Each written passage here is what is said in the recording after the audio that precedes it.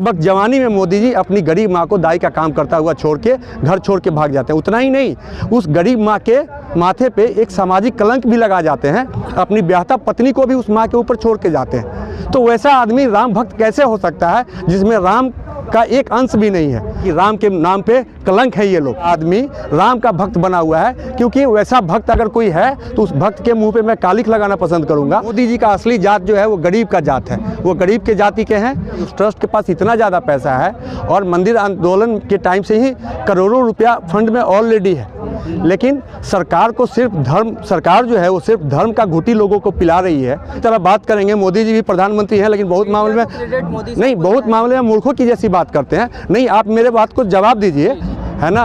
और जिस नेहरू को आरोपित किया जाता है, उस नेहरू का दिमाग का ही खेल था कि राजा हरि सिंह को उन्होंने साइडलाइन कर दिया। अब जन पे भरोसा नहीं रहा, सरकार को ईवीएम पे शायद ज़्यादा भरोसा हो गया है। ये भीड़ नहीं है ना, ये आम भीड़ नहीं है, साधारण भीड़ नहीं है कि असली ताकत अमित शाह और मोदी के पास है। वो जो चाहेंगे वही होगा। जो नेता आ रहे हैं गांव में, ये गुमराह करने आ रहे हैं, क्योंकि लोग सारा पूरा देश जान चुका है। आज़ादी के बाद पहली बार ऐसा हुआ कि देश में एक ऐसा कानून बना जिसमें जमाखोरी को लीगल किया गया।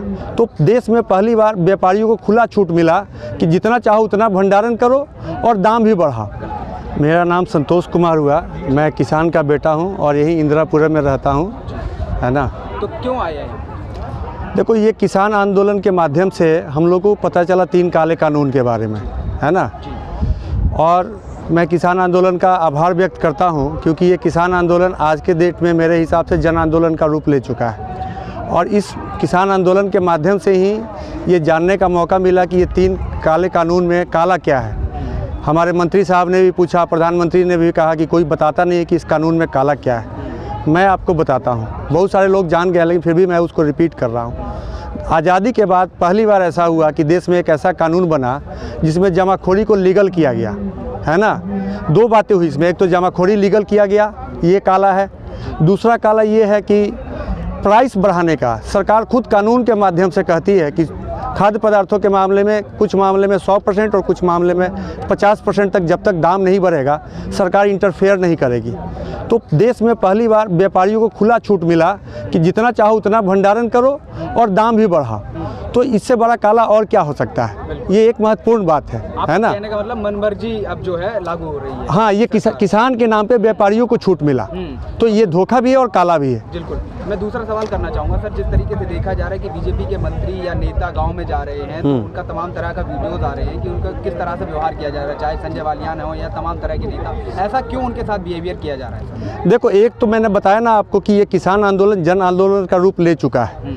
लोग जागरूक हो चुके हैं। ये 2-3 महीना जो आंदोलन का हो गया, और जितना लंबा चलेगा जागृति उतनी बढ़ेगी।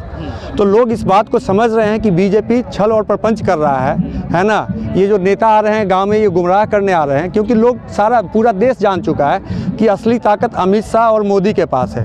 वो जो चाहेंगे वही होगा। तो नेता कुछ भी बोले, उनका क्रेडिबिलिटी ख़त्म हो गया है, उनकी विश्वसनीयता समाप्त हो चुकी है, इसलिए उनको कोई सुनना पसंद नहीं कर रहा है।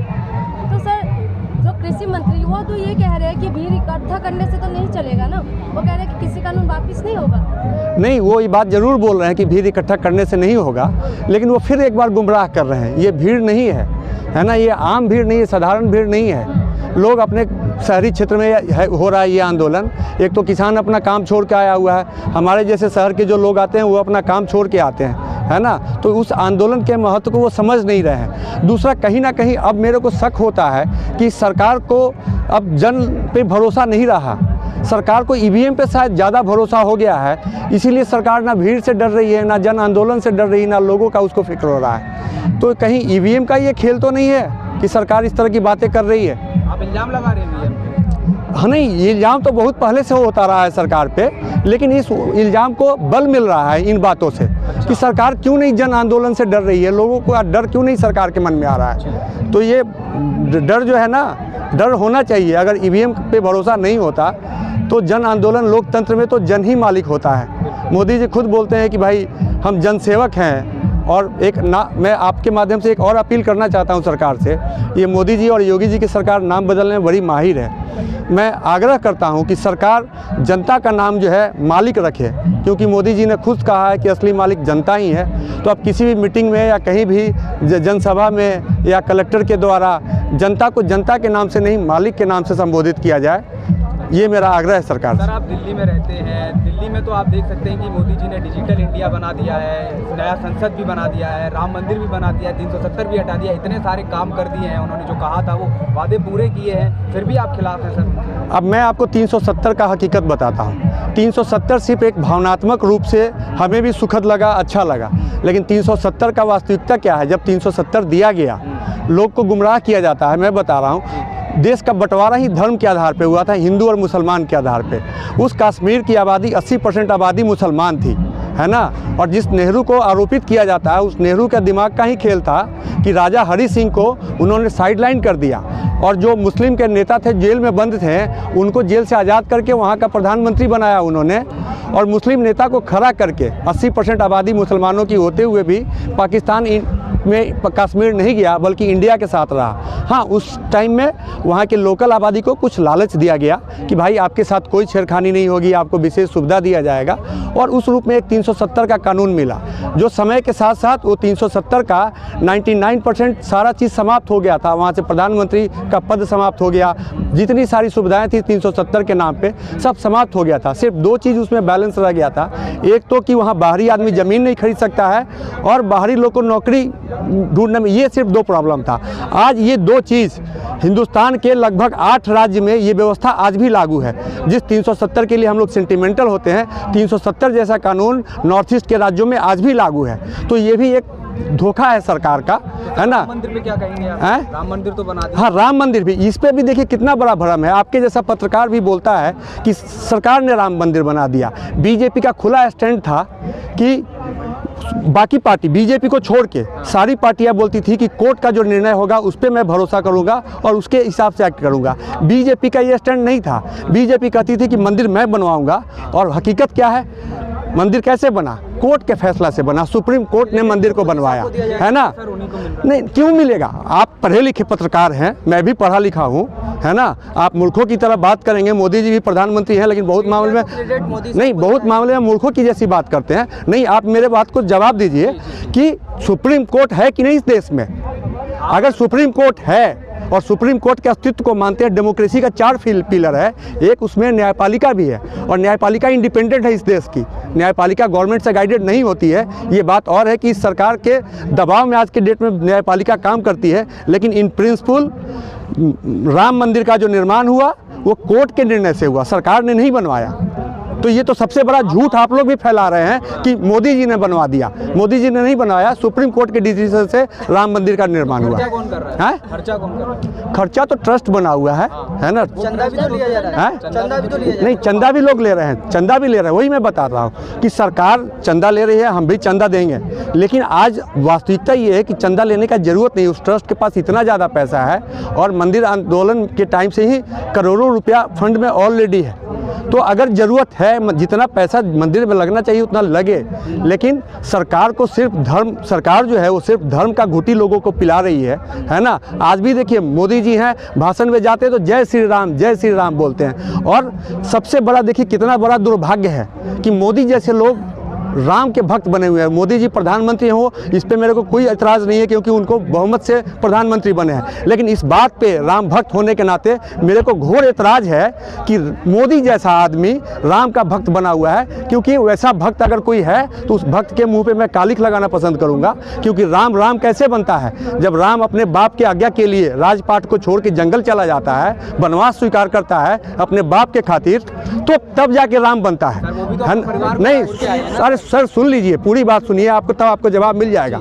और एक राम भक्त वो होता है जिसकी माँ दाई का काम करती है गरीबी में, तो जवानी में वो बेटा, जब जवानी में आप आए, आज आपका जितना सेंटिमेंट होगा, मेरे उम्र के आएंगे आपका सेंटिमेंट खत्म हो जाएगा। आज आपको जितनी अपनी माँ से लगाव होगा ना, हो सकता है 50 साल आते आते आपका लगाव कम हो जाए। उस वक्त जवानी में मोदी जी अपनी गरीब माँ को दाई का काम करता हुआ छोड़ के घर छोड़ के भाग जाते हैं। उतना ही नहीं, उस गरीब माँ के माथे पे एक सामाजिक कलंक भी लगा जाते हैं। अपनी ब्याहता पत्नी को भी उस माँ के ऊपर छोड़ के जाते हैं। तो वैसा आदमी राम भक्त कैसे हो सकता है जिसमें राम का एक अंश भी नहीं है। और रामायण आज हिंदुस्तान में घर घर लोकप्रिय हुआ, क्यों?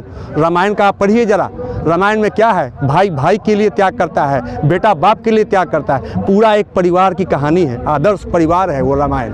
और तब उस रामायण को, रामायण भी अभी किसी ने बीजेपी का बोला कि रामायण तो राजा थे, उनका 14 जनरेशन है, दुर्गा माता का कोई नहीं है। मैं उस बात से सहमत हूँ एक पार्ट से कि राम जो थे वो युग पुरुष थे और हिंदुस्तान की जनता उनको देवता की तरह पूजती है। तो उस कैरेक्टर को ज़रा देखें ना। आप योगी जी का भी कैरेक्टर देख लें।